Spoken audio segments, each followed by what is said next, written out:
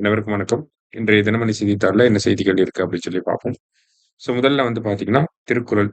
"ஆக்கம் இழந்தேம் இன்று அல்லாவர் ஊக்கம், ஒருவன் தம் கைந்துடையார்" அப்படி சொல்லி குடுத்திருக்காங்க.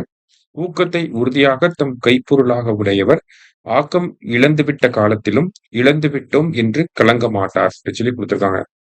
நம்ம ஃபெயில் ஆயிட்டா கூட பரவால்ல பார்த்துக்கலாம், நம்மனால முடியும் அப்படின்னு சொல்லி யார் இருப்பாங்க அப்படின்னா, ஊக்கம் உடைய நபர்கள் இருப்பாங்க அப்படின்னு சொல்லி வள்ளுவர் சொல்ல வர்றார். திருக்குறளின் 593 அதிகாரம் ஊக்கமுடைமை அப்படிங்கிற அதிகாரத்துல. சரிங்களா? அடுத்தது என்ன குடுத்திருக்காங்கன்னா, எண்ம தனிநபர் தரவு பாதுகாப்பு சட்ட விதிமுறைகள் வெளியீடு அப்படின்னு சொல்லி குடுத்திருக்காங்க. இது என்ன சட்டம் அப்படின்னு சொல்லி பார்த்தீங்கன்னா, இதோட பேக்கிரவுண்ட்ல இருந்து தெரிஞ்சுக்கணும். First 2017ல KS. புட்டசாமி வழக்குல ஒரு தீர்ப்பு வந்துச்சு. என்ன தீர்ப்பு அப்படின்னு சொல்லி பார்த்தீங்கன்னா, அதாவது ரைட் டூ பிரைவசி அப்படிங்கிறது.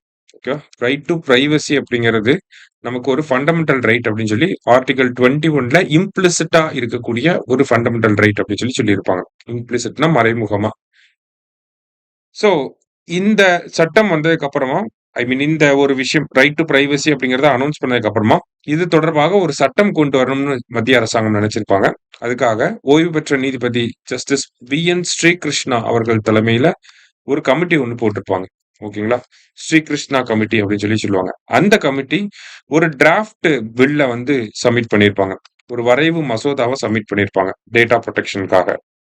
அத கான்ஸ்டன்ட்டா எவால்வ் பண்ணி 2, 3 டிராஃப்ட்ட பார்த்ததுக்கு அப்புறமா அ digital personal data protection act அப்படிங்கிறது நமக்கு 2023ல பாஸ் பண்ணியிருப்பாங்க. சரியா? எண்ம தனிநபர் தரவு பாதுகாப்பு சட்டம் அப்படிங்கிறது. நம்மளோட டேட்டாஸ் எல்லாத்தையுமே புரொடெக்ட் பண்ணி நம்மளோட பிரைவசிய இன்ஷூர் பண்றதுக்காக இந்த தரவு பாதுகாப்பு சட்டம் அப்படிங்கிறத digital personal data protection act அப்படிங்கிறத எனாக்ட் பண்ணியிருக்காங்க.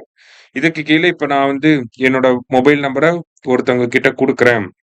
இப்ப நம்ம ட்ரெஸ் எடுக்க போறோம். அங்க நம்ம மொபைல் நம்பர் கேட்பாங்க. அவங்க என்ன பர்ப்பஸஸ்க்காக யூஸ் பண்ண போறாங்க அப்படிங்கிறத தெரிஞ்சுக்கிட்டு, என்னோட கன்சென்ட் இருந்தா மட்டும் தான் நான் அந்த மொபைல் நம்பர குடுக்க முடியும்.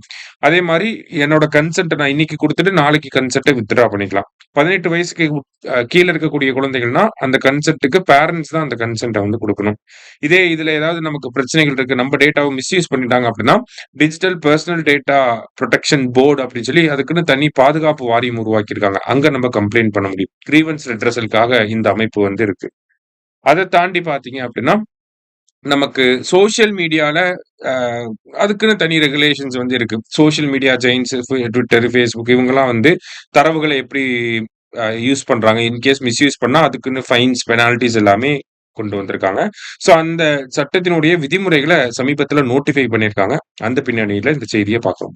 இதுல இந்த கே.எஸ். புட்டசாமி வழக்கு, வி.என். ஸ்ரீகிருஷ்ணா கமிட்டி ஆக்ட் எப்போ வந்துச்சு, இது எல்லாமே முக்கியமான டேட்டா. சரியா?